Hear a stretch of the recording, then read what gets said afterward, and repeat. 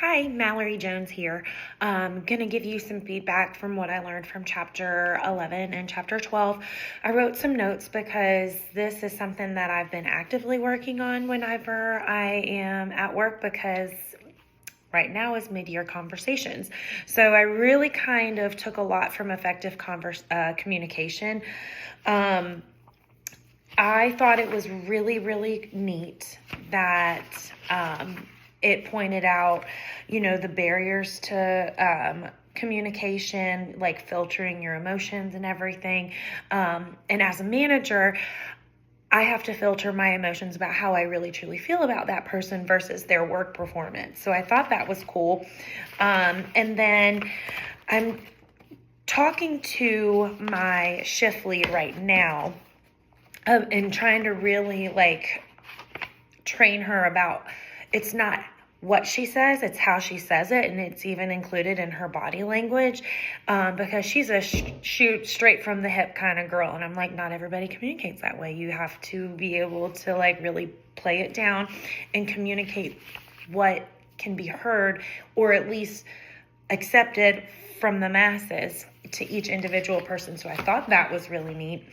And then in chapter 12, I had some mixed emotions about it. I felt like it was information overload, but I feel like it all kind of came full circle because I read the entire chapter first, and then I went and watched your videos about trust, conflict, and negotiation, and it really brought it together. I think the first one was talking about high performer, high trust, low performer, low trust, and I think it was with the Navy SEALs, and they said, I want this guy right here in the middle.